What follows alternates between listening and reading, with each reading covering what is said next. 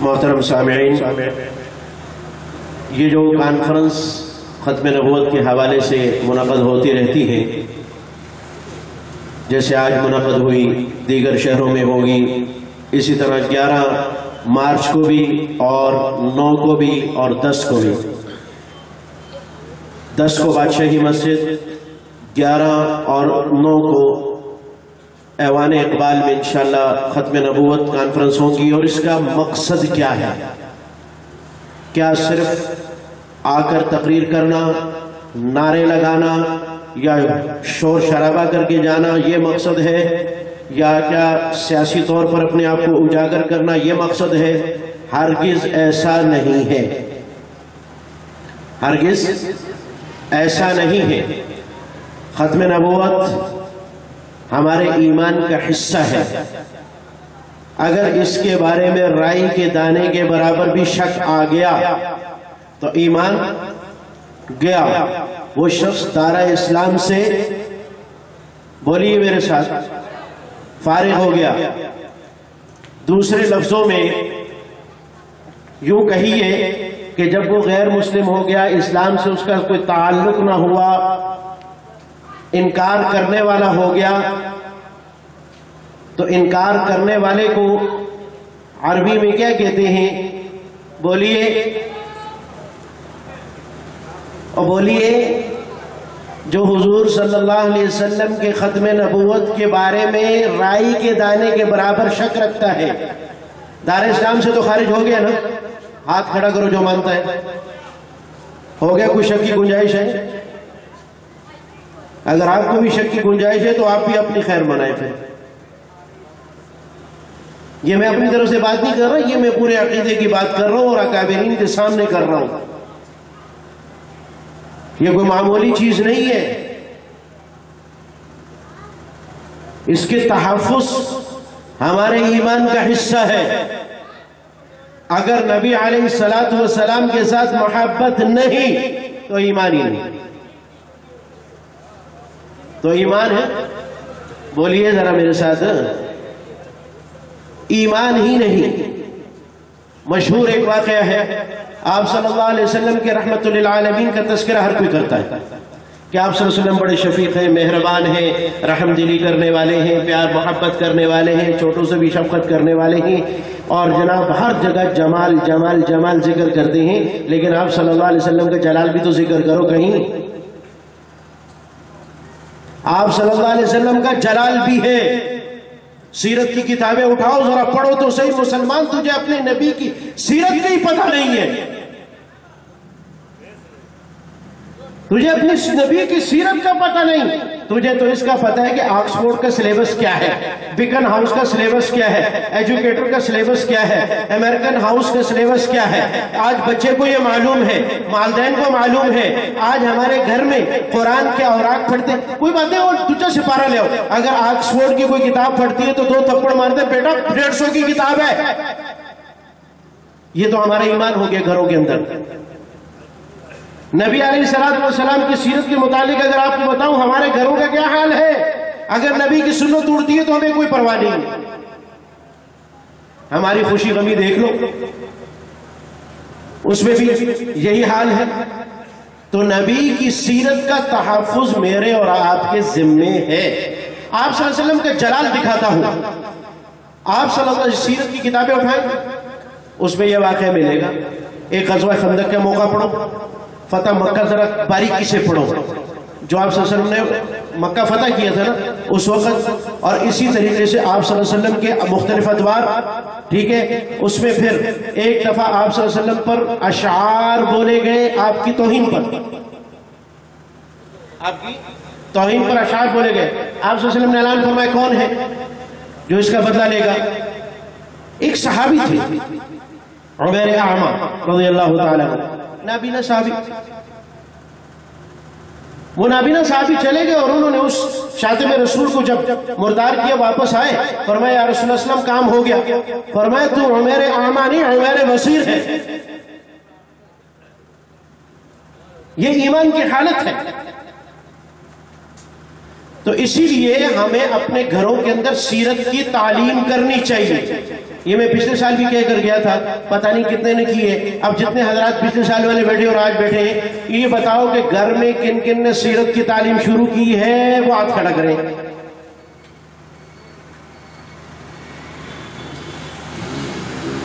دیکھ لیں، مولوی بھی ممبر تے بیٹھ کے بڑا بولتا ہے لیکن کار چودی بھی سیرت نہیں ہوتی. یہ دعوے سے کہتا ہوں، مولوی ممبر پہ بیٹھ کے تو بولتا ہے لیکن سیرت کی کتاب اس کے گھر میں بھی نہیں ہوتی. کتاب رکھنا کمال نہیں ہے، یحمل الاسفار کما سلم ہے. کتاب رکھنا کمال نہیں ہے، نبی کی سیرت کو پڑھنا کمال ہے. ہنکل باب ملتزم پہ کھڑا ہو کر روتا ہے، نبی کہتے ہیں گردن اڑائی. یہ کون پڑھے گا؟ آج ہمارے اسکول کے سلیبس میں یہ تو پڑھا جاتا ہے، طائف میں آپ صلی اللہ علیہ وسلم نے پتھر کھائے پھر بھی دعائیں دی، لیکن آپ صلی اللہ علیہ وسلم کی نمازیں جنہوں نے قضا کروائیں، آپ نے فرمایا اللہ ان کی قبروں کو آگ سے بھر دے. یہ کون پڑھے گا؟ یہ بھی تو سیرت کی کتابوں میں. اگر آپ اور میں بیدار نہ ہوئے، اگر آپ اور میں بیدار نہ ہوئے اپنے نبی کی سیرت کے حوالے سے، آنے والے وقتوں میں ہماری اولاد بالکل اندھی ہوگی سیرت سے. یہ یاد رکھنا. یہ میں ہر سال ایک بات کرتا ہوں. تو آج عزم کرو کہ آج کے بعد گھر میں سیرت کی تعلیم جو کروائے گا وہ ہاتھ کھڑا کرے. ماشاءاللہ کروائیں. بالکل اپنے بچوں کو بتائیں کہ میرے نبی کی شان کیا ہے، اپنے بچوں کو بتائیں میرے نبی کا اٹھنا کیسے ہے، اپنے بچوں کو بتائیں میرے نبی کا چلنا کیسے ہے، اپنے بچوں کو بتائیں میرے نبی کا کھانا کیسے ہے. یہ بتائیے. آج مجھے پتہ نہیں، آپ کو پتہ نہیں. بات سمجھ میں آ رہی ہے؟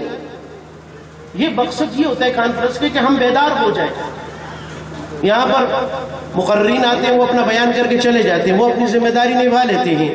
ہم کیا کرتے ہیں؟ ہم جا کے خواب خرگوش ہو جاتے ہیں. چلو یار مولوی دا ہی کام نہیں. تو جب شفاعت کی باری آتی ہوتی تو سارے کہتے ہیں میں بھی حضور کو جا کے شفاعت کراؤنی ہے. تو کس طرح کراؤنی ہے؟ دسو تو صحیح طرح مینوں. شکل تیری جڑی ہے وہ کہ بل کلنٹن وارگی ہوئے تو کہیں کہ میں حضور دی شفاعت کا حقدار ٹھہر جاؤں. میرے پاس وہ وقت نہیں، ورنہ تاریخ کے حوالے سے تاریخ ابن کثیر کے اندر یہ واقعہ نقل کیا گیا ہے کہ آپ صلی اللہ علیہ وسلم نے، مختصر کر کے بات کرتا ہوں، آپ صلی اللہ علیہ وسلم نے جو باہر سے قاصد آتے ہیں جس کو سفیر کہتے ہیں، اس کو قتل کرنا منع فرمایا. لیکن اس وقت بڑی طاقتیں کون سی تھی؟ روم اور فارس کی. اس کے سفیر آئے. جب آپ صلی اللہ علیہ وسلم کے پاس آئے تو اس وقت اس زمانے میں ان کے چہروں پر داڑھی نہیں تھی. بات تلخ ہے، بری لگے گی کئیوں کو، چہرے پر داڑھی نہیں تھی. آپ صلی اللہ علیہ وسلم نے صحابہ کو فرمایا اس کو واپس چلے جائے، میں ان کے ساتھ بات کرنا پسند نہیں کرتا. قاصد کو اگر قتل کی اجازت ہوتی تو میں ان کو یہاں قتل کر دیتا. یہ نبی کی سیرت ہے. خدا را نبی کی سیرت پڑھو. ہمارے محکمہ تعلیم نے تو سیرت نکال دی ہے کتابوں سے. جتنی بھی کتابیں ہیں اس میں سے سیرت نکالی ہوئی ہے تاکہ مسلمان نہ بن جائیں. یہود و نصارہ کی بہت بڑی چال ہے کہ جب یہ سیرت مصطفیٰ کے صحیح عاشق ہو جائیں گے، ان کو دنیا کی کوئی طاقت ہرا نہیں سکتی. دنیا کی کوئی طاقت. یہ کانفرنس کا مقصد ہوتا ہے آگاہی کرنا.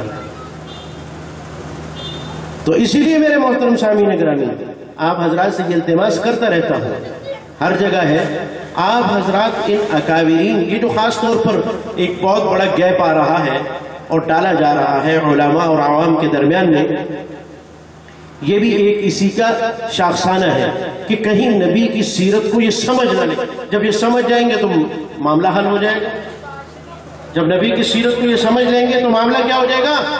حل ہو جائے گا. اور پھر ہمیں یہ ضرورت نہیں پڑے گی. اسی لیے آپ لوگوں کو اس چیز سے ہٹایا جا رہا ہے اور یہ بہت ہوشیاری سے اور مکاری سے. لیکن مسلمانوں چوکنا ہو جاؤ، سارے کے سارے نبی کی سیرت کو اپناؤ، نبی کی صورت کو اپناؤ، نبی کے کردار کو اپناؤ. ہاں یہ نہ سوچو کہ میرے ہونے سے کیا ہوگا، میرے ہونے سے کیا ہوگا، کیوں نہیں ہوگا. رب تعالیٰ کی رحمتیں آتی ہیں جہاں نبی کی سنت زندہ ہوتی. کریں گے نا انشاءاللہ؟ کریں گے نا؟ اللہ تعالیٰ ہمیں عمل کی توفیق نصیب فرمائے۔ اب میں عظیم رہنما، ہمارے دلوں کی دھڑکن اور ایک عظیم شخصیت کے فرزند ارجمن، جن کا شبانہ روز اسی ناموس رسالت پر قربان ہوا، حضرت اقدس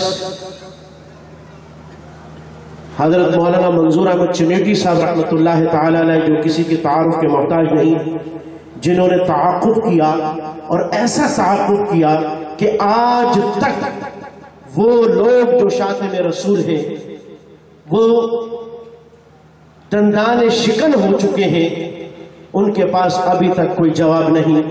مباہلہ کیا، یہ ایک علیحدہ موضوع کہ مباہلہ ہوتا کیا ہے، لیکن آج تک وہ نہیں آئے، اور حضرت اقدس کا فرزند ارجمن آج بھی حیات اور ناموس رسالت کے لیے جو ہے ہر خطے میں چل رہے ہیں، اسی چیلنج کو دوبارہ دہراتے ہوئے کہ میرے باپ نے کیا، آج میں بھی کرتا ہوں۔ مباہلہ وہ ہوتا ہے جو اپنے عزیز و اقارب سے میدان کے اندر آتے ہیں، تم اپنا عقیدہ، میں اپنا عقیدہ، جو سچا ہوگا وہ بچے گا، جو جھوٹا ہوگا وہ اپنے اولاد سمیت تباہ ہوگا۔ لیکن آج یہ بچے ہوئے ہیں کیونکہ ناموس رسالت کا عقیدہ ہے ہی سچا۔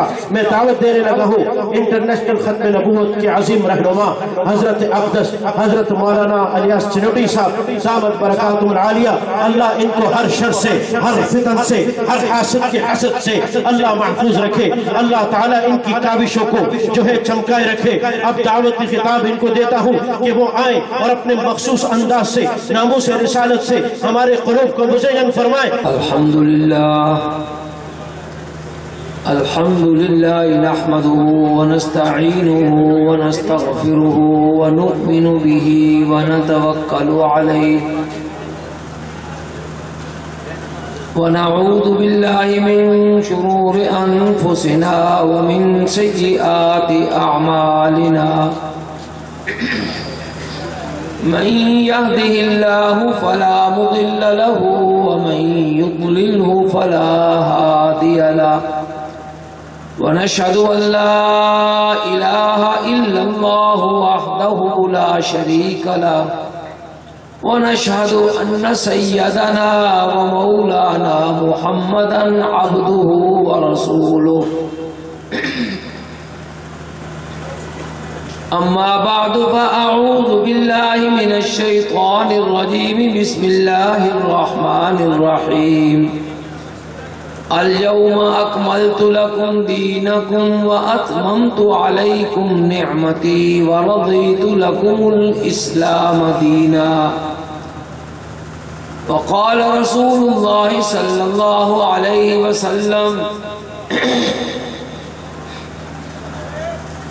سيكون في آخر هذه الأمة قوم لهم أجر مثل أجر أولهم يأمرون بالمعروف وينهون عن المنكر ويقاتلون أهل الفتن أو كما قال عليه الصلاة والسلام صدق الله العظيم وصدق رسوله النبي الكريم ونحن على ذلك لمن الشاهدين والشاكرين والحمد لله رب العالمين یا رب صل وسلم دائما ابدا على حبیبک خیر الخلق کلہم۔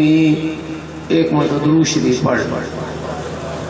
اللہم صل علی سیدنا و مولانا محمد وعلى آل سیدنا و مولانا محمد وبارک وسلم وصل علیہ۔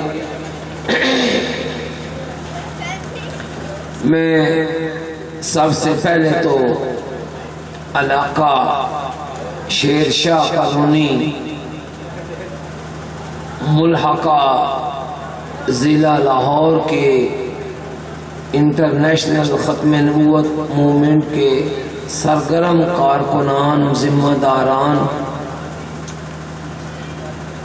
جن میں مولانا احسان اللہ وجوی صاحب، فاروق صاحب اور ان کی ایک ٹیم، انہیں اس کامیاب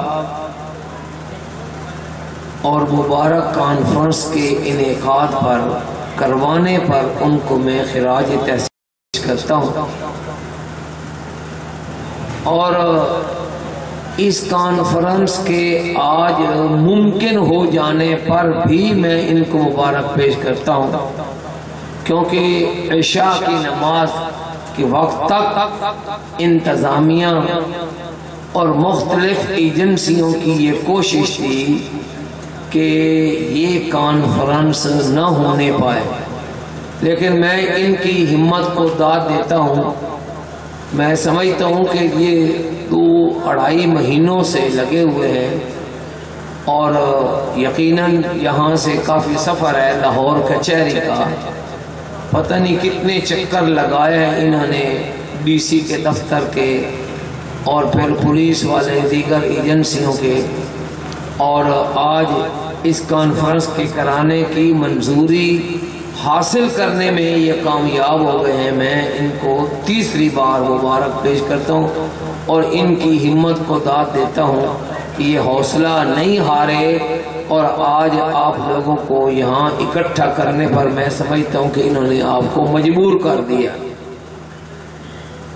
ابھی میرے پیش رو فرما رہے تھے کہ یہ جو ہم کانفرنس کرتے ہیں آج ویسے غیر متوقع طور پر کچھ ٹھنڈک بھی بن گئی، ورنہ یہ شاید آپ کے لیے پتہ ہوتا تو پورا ہی شامیانہ اوپر تمبو لگوا دیتے، آپ کو سردی کی زحمت گوارہ نہ کرنا پڑتی، لیکن جہاں اس ختم نبوت کے عقیدہ کے مشن اور اس کے تحفظ کے لیے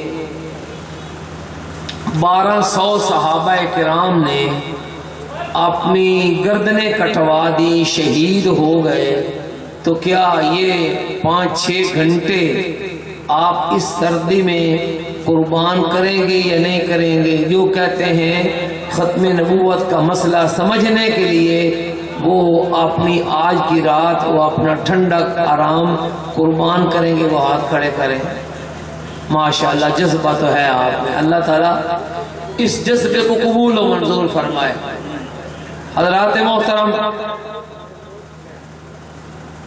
میں نے قرآن پاک کی ایک آیت پڑھی جو ختم نبوت کے عقیدے کے اوپر روشنی ڈالتی ہے، اور ایک حدیث شریف کی تلاوت کی ہے جو آخر زمانے میں آنے والے فتنوں کی نشاندہی کرتی ہے، اور اس میں ایک پیشگوئی ہے، ترغیب ہے فتنوں کا قلع قمع کرنے کی، ان کا سدباب کرنے کی، اور فتنوں کے خلاف آواز اٹھانے کی ترغیب ہے۔ وہ حدیث شریف میں نے آپ کے سامنے تلاوت کی ہے، اور میری خواہش ہے کہ اسی کا مفہوم آپ کے ذہن میں ڈالا جائے۔ حضرات محترم، یہ جگہ جگہ ہمارے دوستوں نے پینا فلیکس لگائے ہیں، سالانہ تحفظ ختم نبوت کانفرنس، یہ ہماری بیک پر بھی ہے، اور مولانا احسان اللہ صاحب نے بڑی محنت کوشش کر کے ان کی جو آئی ٹی کی ٹیم ہے انہوں نے بہت اچھے طریقے سے اس کانفرنس کو رونما کروایا ہے فیس بک کے اوپر اور دوسرے ذرائع سے، کہ کسی نہ کسی طریقے سے ہمارے نوجوان ادھر متوجہ ہو جائیں۔ تو سمجھنے کی بات ہے کہ ختم نبوت ہے کیا، اور اس کے مقابلے میں آنے والے فتنے کیا ہیں۔ ولی کامل حضرت مفتی محمد حسن صاحب مدظلہ العالی وہ بھی بیان فرما گئے کہ یہ عقیدہ رکھنا چاہیے کہ ہم یہ عقیدہ رکھتے ہوں کہ آمنہ کے لال حضرت محمد مصطفیٰ صلی اللہ علیہ وسلم اللہ تعالیٰ کے سچے اور آخری نبی ہیں، اس کے اوپر ہمیں کامل اور مکمل ایمان ہونا چاہیے۔ اور آخری نبی ہونے کا مطلب کیا ہے کہ اب آپ کے بعد اور کوئی نبی اور رسول نہیں آئے گا، یہ اس کا ہی معنی بنتا ہے۔ اور یہ معنی بھی نبی کریم صلی اللہ علیہ وسلم نے مختلف احادیث میں مختلف پیرایوں میں ان کو بیان کیا ہے۔ ایک جگہ پر آپ صلی اللہ علیہ وسلم بڑی وضاحت کے ساتھ یہ بیان فرماتے ہیں، الا ان الرسالۃ والنبوۃ قد انقطعت، کہ خبردار کان کھول کر سن لو کہ اب نبوت اور رسالت بند ہو چکی، منقطع ہو چکی، فلا رسول بعدی ولا نبی، اب میرے بعد نہ تو کسی قسم کا کوئی رسول ہوگا اور نہ کوئی نبی آئے گا۔ یہی ہے ختم نبوت کا عقیدہ۔ لیکن اس عقیدے کے ساتھ ساتھ آقا نامدار حضرت محمد مصطفیٰ صلی اللہ علیہ وسلم نے ایک پیش گوئی بھی فرمائی اور آنے والے فتنوں کے بارے میں آگاہ فرمایا۔ بہت بڑے فتنے آئیں گے۔ ایک فتنہ مسیح دجال کا آئے گا، جس کے پاس اس کو خدائی صفات کی پاوریں دی گئی ہوں گی اور وہ بڑا پاور کے ساتھ دنیا میں آئے گا، اور فتنے ایسے آئیں گے کہ حضور علیہ السلام فرماتے ہیں کہ ایک شخص صبح کے وقت تک مسلمان ہوگا، شام آئے گی تو وہ مرتد اور کافر ہو چکا ہوگا، رات کو وہ مسلمان سوئے گا، صبح اٹھے گا تو وہ کافر ہو چکا ہوگا۔ فتنے ایسے تیزی کے ساتھ وہ آ رہے ہوں گے۔ ان فتنوں میں سے ایک خطرناک فتنہ وہ ختم نبوت کے عقیدہ کے خلاف فتنہ ہے، اور وہ کیا ہے؟ حضور علیہ السلام نے پیش گوئی فرمائی کہ میری امت میں 30 بڑے بڑے دجال اور کذاب ہوں گے جو دعویٰ کر دیں گے کہ وہ اللہ کے نبی ہیں۔ پھر آپ فرماتے ہیں کہ وہ دجال اور کذاب تو ہو سکتے ہیں، نبی نہیں ہو سکتے۔ نبی پھر کون ہے؟ آپ نے فرمایا انا خاتم النبیین، میں آخری نبی ہوں، لا نبی بعدی، میرے بعد اور کوئی نبی نہیں ہوگا۔ تو اس پیش گوئی میں بتایا کہ امت میں لوگ ہوں گے جو نبوت کا دعویٰ کریں گے، اور سیدنا عیسیٰ علیہ السلام نے انجیل میں بار بار یہ آگاہ فرمایا ہے کہ دھیان رکھنا، میرا نام لے کر لوگ دعویٰ کریں گے کہ ہم مسیح موعود بن کر آ گئے ہیں، ان کے فتنے سے باز رہنا، معبود رہنا۔ فتنے تو آ رہے ہیں، اب کیا کرنا ہے کہ ان فتنوں کو سن کر دیکھ کر خاموش ہو جانا ہے، یا جیسے ہمارے اسٹیج سیکرٹری صاحب فرما رہے تھے کہ جمال کے ساتھ ساتھ کچھ نہ کچھ جلال بھی ہونا چاہیے۔ جو فتنے آج رونما ہو رہے ہیں وہ فتنے حضور علیہ السلام کے آخر زمانے میں ہی شروع ہونے لگ گئے۔ خلفائے راشدین کے زمانے میں مختلف فتنے آنے لگ گئے، لیکن کیا صحابہ کرام بھی ایسی کانفرنسیں کر کے، کتابیں چھاپ کے، تقریریں کر کے خاموش ہو کر بیٹھ گئے، یا وہ ان فتنوں کے خلاف عملی طور پر میدان میں آئے؟ بہت بڑا فتنہ جو ختم نبوت کے مقابلے میں اجرائے نبوت کا فتنہ ہے، جب اس فتنے نے سر چڑھایا اور میدان میں آ کر وہ فتنہ ننگا ناچنے لگا، تو اس فتنے کا فیصلہ سیدنا ابو بکر صدیق رضی اللہ تعالیٰ عنہ کی تلوار نے کیا، اور آپ نے حضرت خالد ابن الولید، حضرت اکرمہ بن ابی جہل اور ان صحابہ کرام کی نگرانی میں 3 اطراف سے اس فتنے کا گھیراؤ کیا، مسلمہ کذاب کا گھیراؤ کیا۔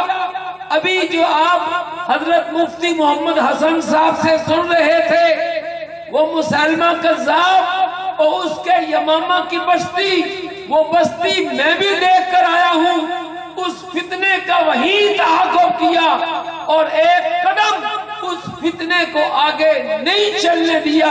اس فتنے کے بانی اور اس کے پیروکار 24,000 مرتدوں کو صفحہ ہستی سے مٹا کر، یہ ہے سنت صدیقی۔ یہ کام کس کا ہے؟ تلوار کا، اپنے بازو کا استعمال کرنا، یہ ایک ذمہ داری ہے حکومت کی، اسلامی حکومت کی ذمہ داری ہے۔ دعا کرو اللہ تعالی ہماری حکومت کو یہ توفیق عطا فرما دے کہ مرتد کی جو شرعی سزا ہے، مرتد کی شرعی سزا وہ نافذ ہو جائے۔ یہ کبھی قصور سے، کبھی ناروال سے، کبھی سیالکوٹ سے، کبھی لاہور، کبھی قادیان، یہ مختلف جگہوں سے یہ فتنے سر اٹھا رہے ہیں، ان کو کبھی جرأت نہ ہو۔ مگر ہماری حکومتوں کی اپنی مصلحتیں ہیں۔ حضرات محترم، میں نے جو حدیث پاک پڑھی ہے اس میں نبی کریم صلی اللہ علیہ وسلم نے آخر زمانے کے لوگوں کے لیے ایک پیشگوئی فرمائی۔ فرمایا سیکون فی آخر ہذہ الامت قوم، کہ اس امت کے آخری زمانے میں ایک قوم ہوگی، لہم اجر مثل اجر اولہم، کہ ان کو عمل کرنے پر ثواب اتنا زیادہ ملے گا جتنا کہ اس امت کے پہلے طبقہ کو ملا کرتا تھا۔ اس امت کا، امت محمدیہ کا پہلا طبقہ کون سا ہے بھلا؟ زور سے بولیں۔ صحابہ کرام اور صحابہ کرام اور آج کا امتی، اس کے ثواب کے درجے کے درمیان فرق کتنا ہے؟ آپ نے فرمایا کہ اگر میرا کوئی ایک صحابی ایک مد یا ایک سا اللہ کے راستے میں خرچ کر دے، بعد میں آنے والے لوگ اگر احد پہاڑ کے برابر بھی صدقہ کریں گے تو میرے صحابی کے ثواب کو نہیں پہنچ سکتے۔ اتنا فرق ہے ہمارا اور صحابہ کرام کے عمل کا۔ لیکن ایک عمل آپ نے فرمایا کہ اگر آخر زمانے کے لوگ وہ کام کریں گے تو ان کو اتنا ہی ثواب ملے گا جتنا صحابہ کرام کو ملا کرتا تھا۔ بتائیں ایسا کام کرنا چاہیے یا نہیں کرنا چاہیے؟ کرنا چاہیے یا نہیں کرنا چاہیے؟ جو کہتے ہیں کہ ہم صحابہ کرام کے ثواب کے برابر ثواب لینا چاہتے ہیں، وہ ہاتھ کھڑا کریں۔ اللہ تعالیٰ سب کو توفیق دے دے بھائی۔ وہ ثواب کیا ہے؟ آپ نے فرمایا اس قوم کا، اس طبقے کا کام کیا ہوگا؟ یأمرون بالمعروف، وہ اچھے کاموں کا حکم دیں گے، وینہون عن المنکر، اور برے کاموں سے روکیں گے۔ اللہ تعالی ہمیں یہ توفیق دے۔ اور آخر میں کیا فرمایا؟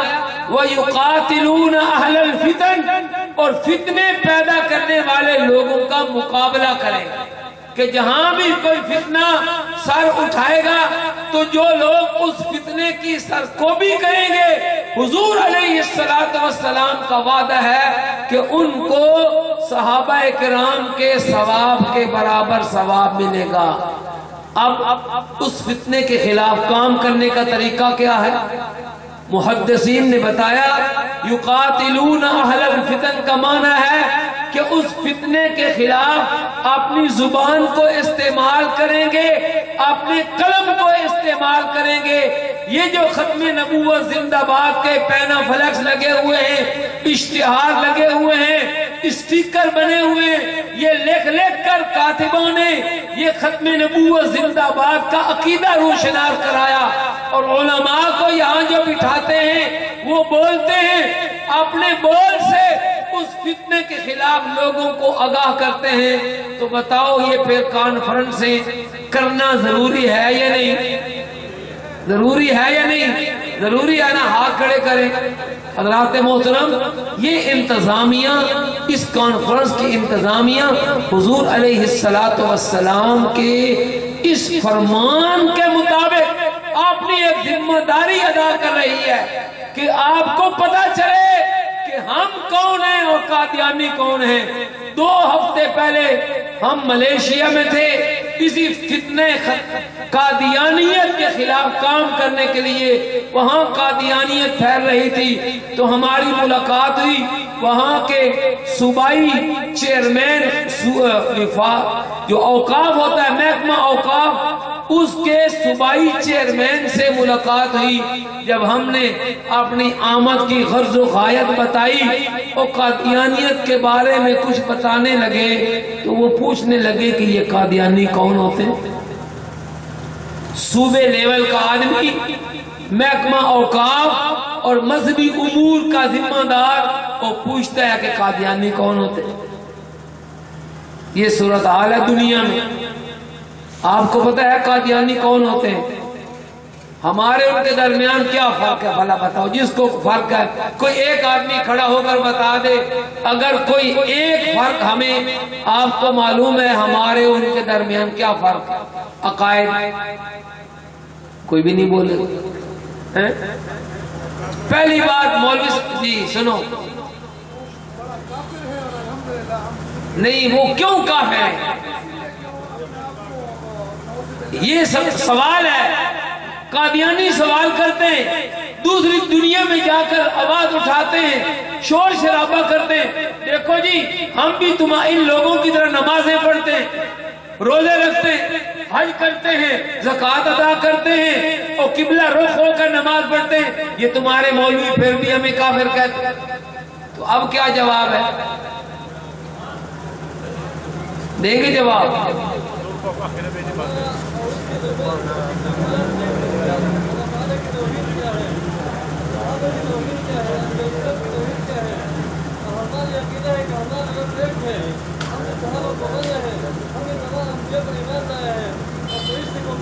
رب کو تو بھی ایک مانتے ہیں، وہ جو ان کا سوال ہے وہ کہتے ہیں ہم نماز بھی پڑھتے ہیں تمہاری طرح، روزے بھی رکھتے ہیں، حج بھی کرتے ہیں، زکوٰۃ بھی ادا کرتے ہیں، تمہارے مولوی پھر بھی ہمیں کافر کہتے ہیں۔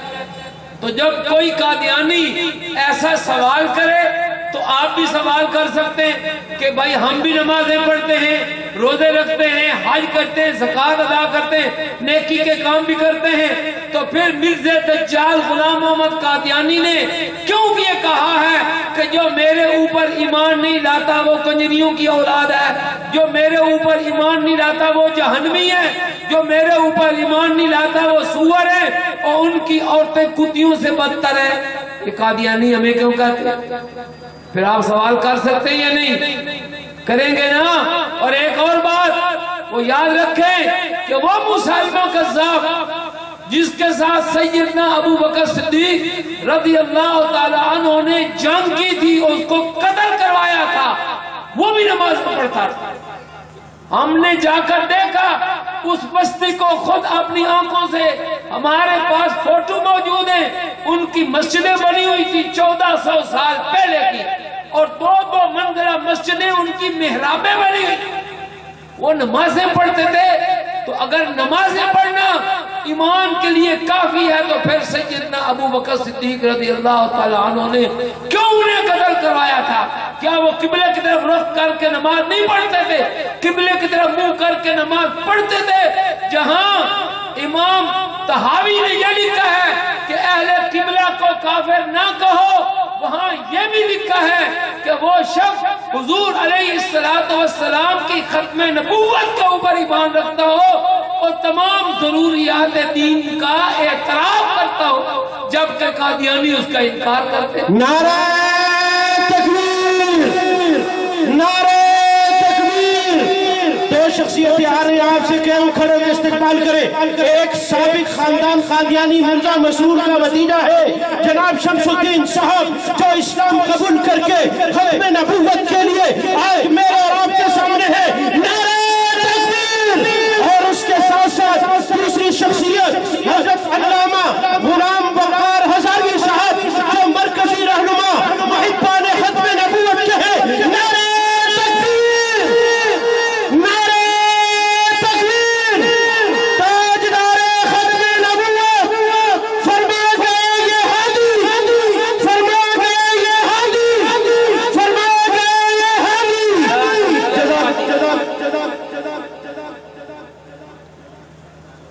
تو حضرات محترم مختصر انداز میں یہ محفوظ رکھیں، یاد رکھیں کہ ہمارے اور قادیانیوں کے درمیان بنیادی 4 فرق ہیں۔ نمبر 1، ہم حضور علیہ السلام کو خاتم النبیین مانتے ہیں اور آپ کے بعد ہر قسم کی نبوت کا دروازہ بند سمجھتے ہیں، جبکہ قادیانی اس کے بالمقابل نبوت کا دروازہ کھلا ہوا مانتے ہیں اور وہ حضور علیہ السلام کے مقابلے میں مرزا غلام قادیانی کو اللہ کا نبی مانتے ہیں۔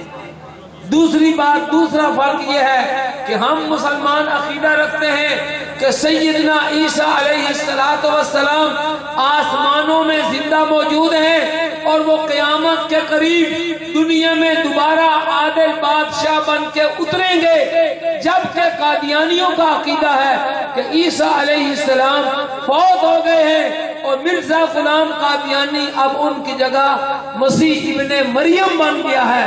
تیسرا فرق یہ ہے کہ مسلمان کہتے ہیں کہ حضرت محمد صلی اللہ علیہ وسلم کے بعد جو شخص بھی نبوت کا دعویٰ کرے گا وہ دجال ہوگا، کذاب ہوگا، جبکہ قادیانی اس مرزے کو اللہ کا نبی مانتے ہیں۔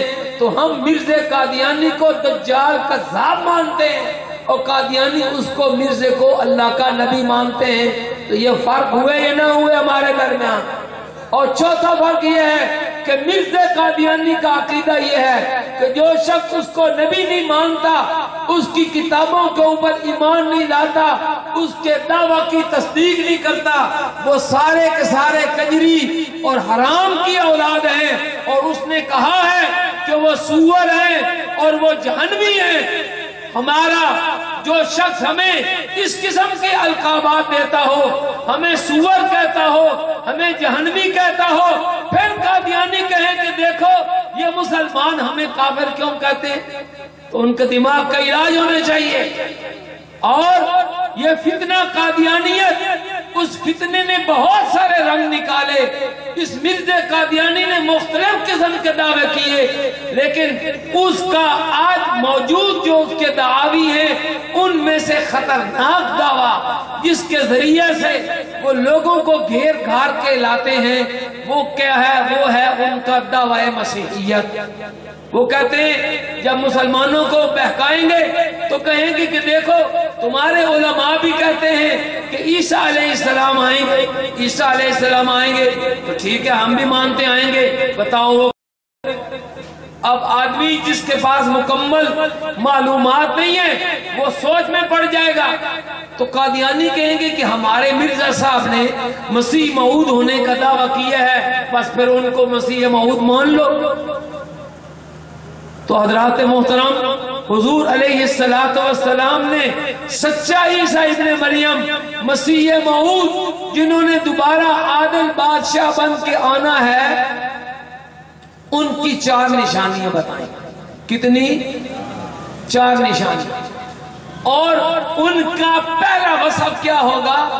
آپ نے فرمایا والذی نفسی بیدہ لیوشکن ان ینزل فیکم ابن مریم حکما عدلا، کہ مجھے قسم ہے اس ذات کی جس کے قبضہ قدرت میں میری جان ہے، بہت قریب ہے، بہت قریب ہے کہ عیسیٰ علیہ السلام تم میں اتریں گے عادل بادشاہ بن کر۔ بھائی شمس الدین صاحب، اللہ تعالیٰ نے ابھی میرے دل میں یہ بات ڈالی نکتہ کہ حضور علیہ السلام فرما رہے کہ وہ تمہارے اندر عادل بادشاہ بن کے اتریں گے۔ مرزا قادیانی کو بھی شوق آیا ہے کہ میں مسیح ابن مریم بن جاؤں، مسیح موعود بن جاؤں، تو حضور علیہ السلام نے فرمایا ہے کہ وہ عادل بادشاہ بن کے آئیں گے۔ ہمارا قادیانیوں سے سوال ہے کہ اگر مرزا قادیانی ہی مسیح موعود ہے، بتاؤ کس ملک کا بادشاہ ہے؟ آپ نے تو یہ بتایا وہ آئیں گے عادل بادشاہ بن کے، اور اس دجال نے بادشاہ کیا بننا تھا؟ یہ اس نے کہا کہ میں نے تو 17 سال اس بات پر محنت اور کوشش کی ہے کہ میں لوگوں کو انگریز کا غلام بناؤں، خود غلام بنے ہیں انگریز کا اور ان کی ٹوٹی کرتا تھا۔ ایک دن بتاؤ قادیانیوں، چیلنج ہے، اگر تم نے اپنی ماں کا دودھ پیا ہے اور حلالی خون کا ایک قطرہ تمہارے اندر باقی ہے تو بتاؤ مرزا قادیانی نے کس ملک کی، کس ریاست کی، کس زمانے میں حکومت کی ہے؟ جھوٹ اور دغا فریب دھوکہ دیتے ہو، قادیانی تمہارا دھوکہ نہیں چلے گا انشاءاللہ، ٹھیک ہے یا نہیں؟ تو باخبر رہیں گے قادیانیوں سے۔ حضور علیہ السلام نے سچے عیسیٰ علیہ السلام کی کتنی نشانی بتائی ہیں؟ 4، یہ یاد رکھنی ہے۔ نمبر 1 فرمایا جب عیسیٰ علیہ السلام آئیں گے عادل بادشاہ بن کے، فَيَكْسُرُ الصَّلِيبِ، عیسیٰ علیہ السلام صلیب کو توڑیں گے۔ صلیب جانتے ہیں آپ لوگ جو لاہور میں رہتے ہیں وہ تو جانتے ہیں، الحمدللہ ہمارے چنیوٹ میں تو وہ صلیب کا کوئی ایسا نام و نشان نہیں ہے۔ صلیب جانتے ہیں کیا ہوتا ہے؟ کچھ کو پتہ ہے کچھ کو نہیں۔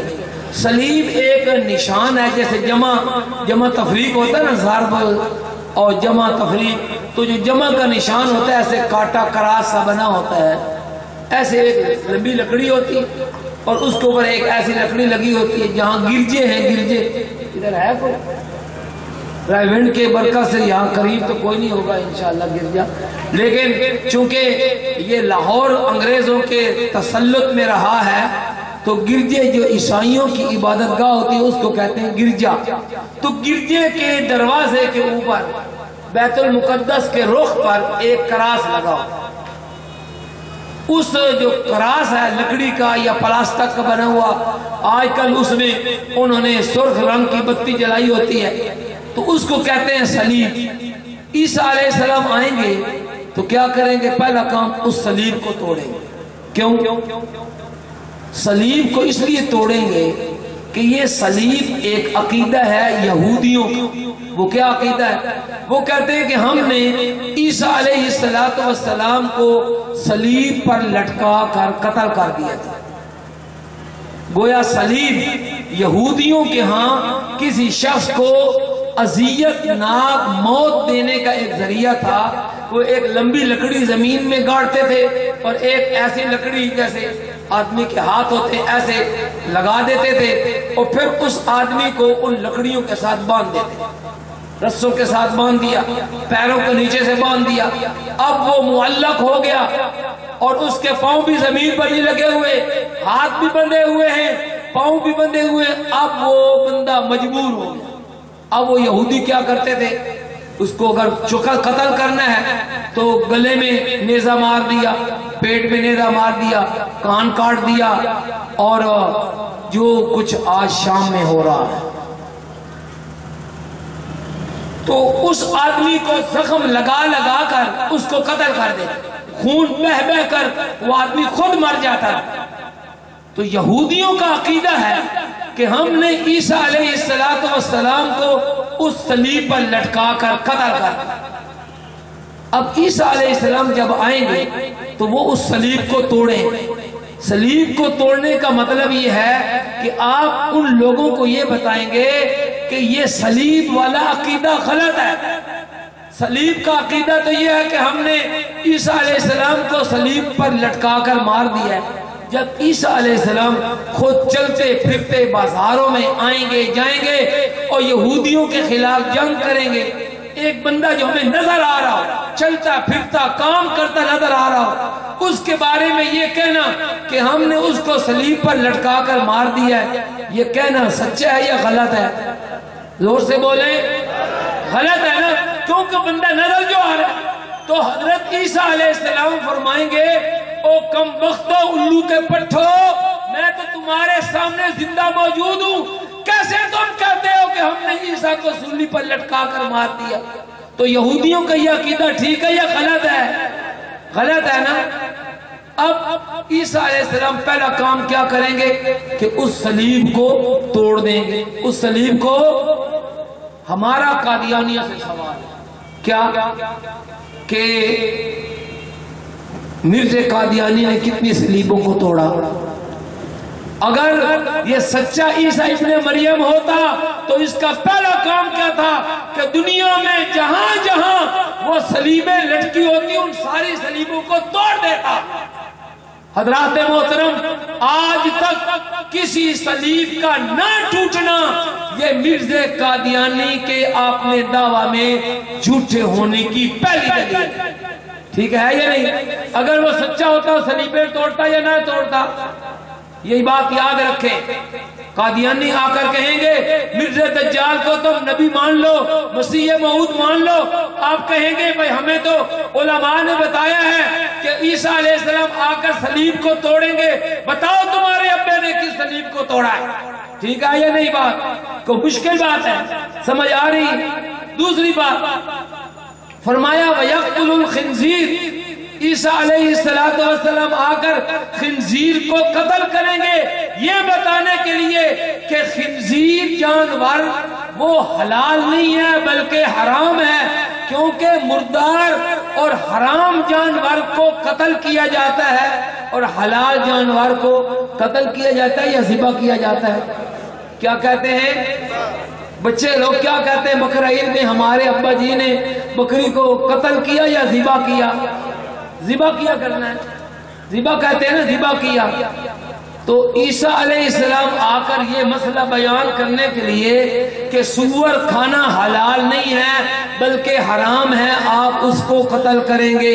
ہمارا سوال ہے قادیانیوں سے کہ اگر مرزا دجال یہ سچا عیسیٰ ابن مریم تھا تو بتاؤ کس جلسے میں اس نے آ کر یہ مسئلہ بیان کیا ہے، اور اس سور کھانے والی قوم کو کب اس نے سور کھانے سے روکا ہے؟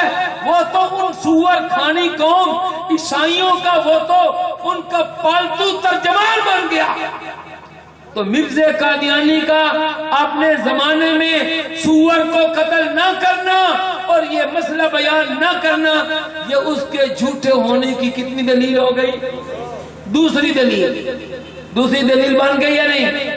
تیسری بات آپ نے فرمایا وَيَضَعُ الْجِزْيَةَ، عیسیٰ علیہ السلام جب تشریف لائیں گے تو جزیہ کو ختم کر دیں گے. جزیہ کیا ہوگا؟ جزیہ عربی میں جزیہ، اردو انگریزی میں ٹیکس. عیسیٰ علیہ السلام آ کر دنیا کے نظاموں میں سے ٹیکس اور جزیہ کے نظام کو ختم کر دیں گے. کیوں؟ دیکھو شرعی مسئلہ یہ ہے کہ ٹیکس اور جزیہ لیا جاتا ہے اسلامی مملکت میں رہنے والے کافر ذمہ.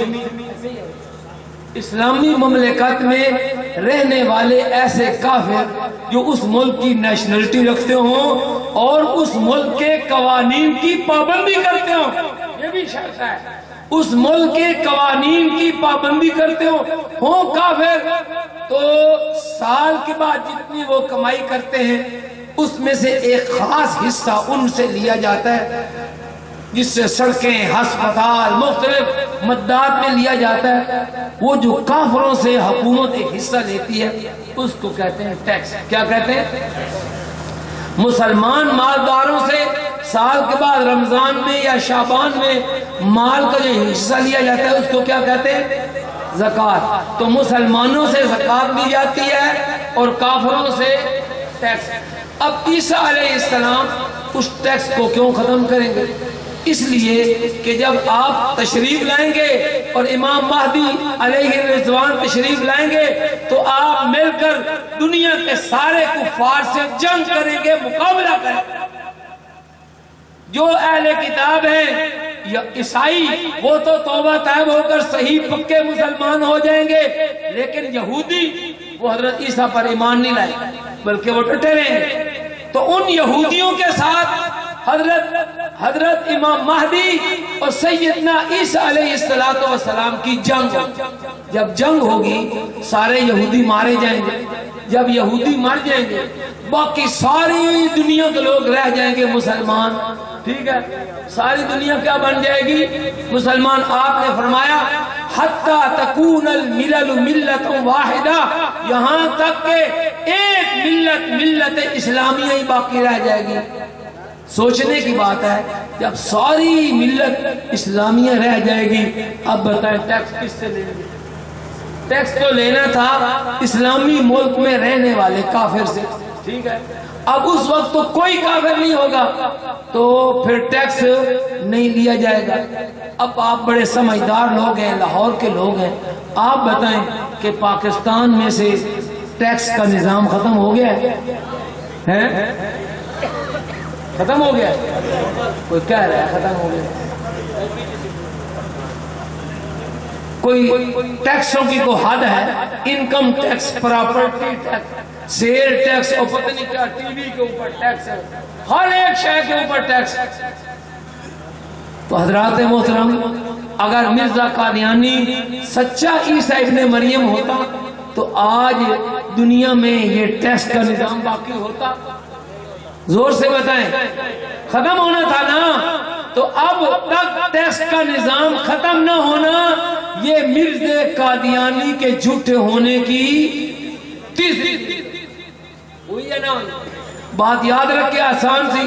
اور چوتھی نشانی، حضور علیہ السلام نے فرمایا وَيَفِيضُ الْمَالِ، کہ آپ کے زمانے میں مال کی بہتات ہو جائے گی۔ ہمارے عربی دان لوگ بیٹھے ہیں، عربی میں فاضا یفیض کو میں نے بہنا، جیسے ٹوٹی کھولے نا تو پانی بہنے لگ جائے۔ تو آخر زمانے میں مال، پیسہ، دولت پانی کی طرح بہنے لگ جائے۔ حدیث شریف میں آتا ہے کہ پیسے کی اتنی فراوانی ہو جائے گی کہ لوگ اپنا صدقہ زکوٰۃ جھولیوں میں بھر کر بازاروں میں لائیں گے، تلاش کریں گے کہ کوئی غریب مستحق ہم سے وہ زکوٰۃ صدقہ لے لے، کوئی صدقہ زکوٰۃ وصول کرنے والا نہیں ہوگا۔ یہ برکت ہوگی اس زمانے کی، صحیح اسلامی حکومت کی۔ اور آپ نے فرمایا کہ حتیٰ تکون السجدۃ الواحدۃ خیر من الدنیا وما فیہا، یہاں تک کہ ایک صدقہ، ایک سجدہ، اللہ کی راہ میں ایک سجدہ کرنا دنیا وما فیہا کی نعمتوں سے زیادہ قیمتی بن جائے گا۔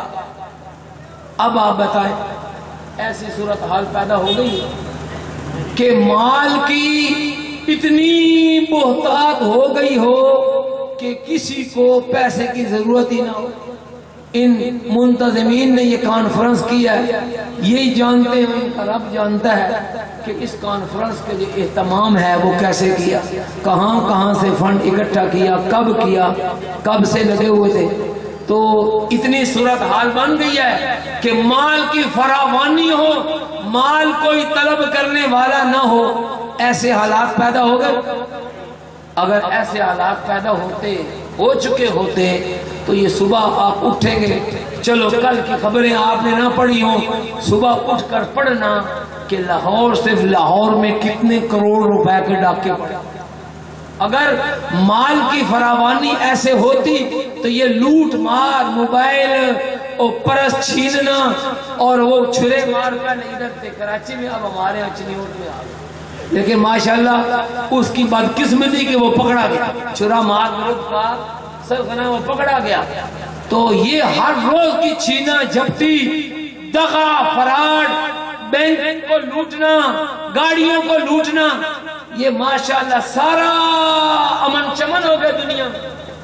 تو اگر مرزا قادیانی سچا مسیح ابن مریم ہوتا، آج دنیا کے یہ حالات ہوتے؟ ہرگز نہ ہوتے۔ یہ مال کی بہتات نہ ہونا، یہ لوٹ مار اور چورا چکاری، یہ مرزا قادیانی کے جھوٹے ہونے کی چوتھی دلیل۔ تو چار دلیلیں یاد رکھیں گے، اپنا اور قادیانیوں کے درمیان جو فرق ہے اس کو یاد رکھیں۔ وہ مختلف ہیلوں بہانوں سے آئیں گے، یہ کانفرنسیں یہ زبان کے طور پر اور یہ اشتہاروں کے ذریعے سے آپ کو بتاتی ہیں کہ یہ ختم نبوت کا مشن یہ دنیا کے آخری کونے تک جو ہے پہنچے۔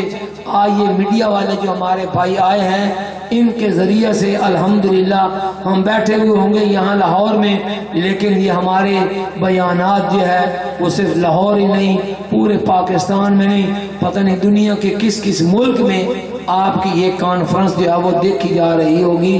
تو یہ تبلیغ کا ایک ذریعہ ہے۔ اللہ تعالیٰ اس کانفرنس کو اپنی بارگاہ میں قبول و منظور فرمائے، اور حضور علیہ الصلوۃ والسلام کا یہ جو عقیدہ ہے آپ کا خصوصی شان ہے، شان ختم نبوت، اللہ تعالیٰ ہمیں اس کے ساتھ وابستہ رہنے کی توفیق عطا فرمائے۔ وآخر دعوانا ان الحمد للہ رب العالمین۔ ویڈیو کے نیچے سبسکرائب کے بٹن پہ کلک کریں، بیل کے آئیکن پہ کلک کیجئے تاکہ ہر نئی ویڈیو کی نوٹیفیکیشن آپ کو مل جائے۔